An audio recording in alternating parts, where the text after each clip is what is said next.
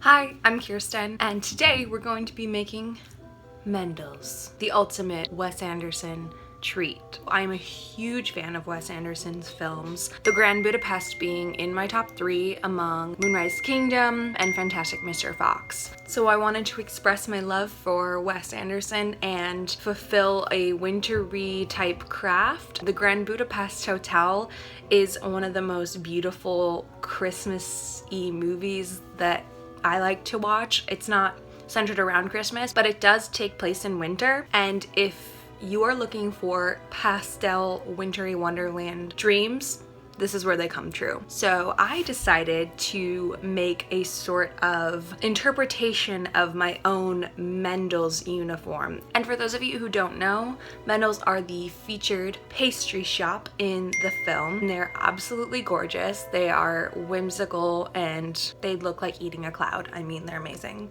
I've wanted to make these for such a long time. There's actually a how-to that comes in the bonus features of the DVD and plenty of how-tos circulating around the internet, but I just wanted to do one of my own, kind of a more simple approach, especially because I have limited resources in my apartment, so I really just worked with what I could. For the dress, I was inspired by the beautiful pastels and textures of the movie. Everything is so luscious. I found the tulle and the faux silk polyester in the clearance bin at Joann months ago, and I sewed the entire body of the dress when I had access to machines. I've just moved and I haven't gotten my machine shipped to my new apartment. For the past couple months, I've just been doing the hand beading all over the dress, but I'm really happy with how it turned out. It's something that I want to float around in, and I feel like it is my own slice of embodying all that the Grand Budapest Hotel is. So when I wear it, I will feel a part of that little universe. I couldn't make this dress or this video, of course, without addressing the character of Agnes in the Grand Budapest Hotel, who is such a beautiful figure. She is the romantic interest of the protagonist Zero, and I really like their quippy relationship with each other. So first we're gonna dive into the process of the dress design and making the dress. Then I'll take you through painting some old boxes to get that authentic Mendl's packaging look. And finally, we will make the scrumptious Mendl's that I have been waiting so long for. And at the end, we will bring all 3 entities together for the final reveal in a Wes Anderson style tribute to the Grand Budapest Hotel. So let's hop into it. I am starting out with an old hat box and giving it a quick whip with some pink paint here. Then I referenced a Mendl's box logo and traced it on. I didn't have a printer at the time, so I just had to do everything by hand. Admittedly, I'm not a painter, but you know, it was fun, and it gives it that old painterly hand-done look.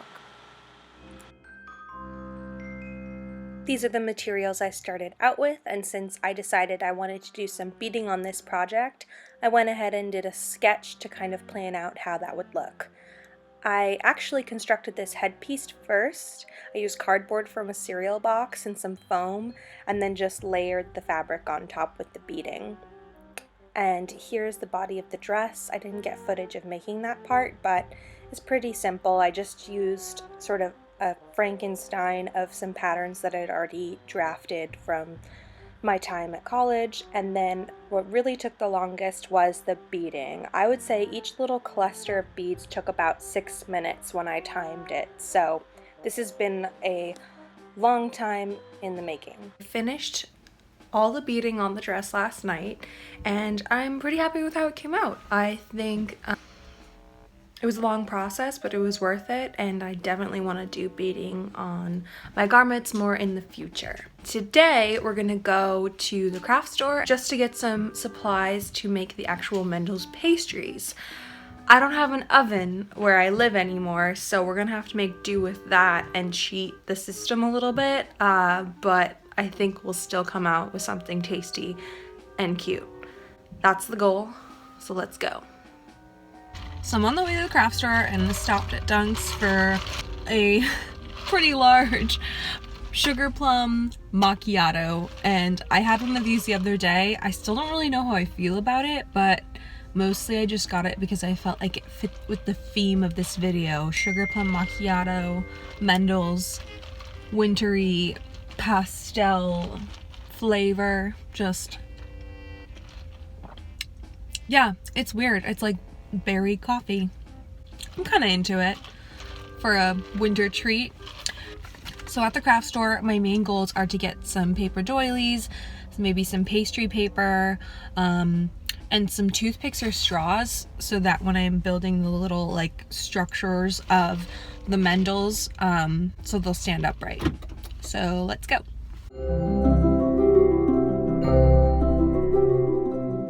I started out with some pound cake and sugar, and I just mashed up all the pound cake and used the powdered sugar with 1/4 cup of milk to make the frosting. Looking back, this was definitely more than I needed, but it was nice to have the extra. And I just put a little bit in there so it would stick together better. I got a pan and started making the shapes.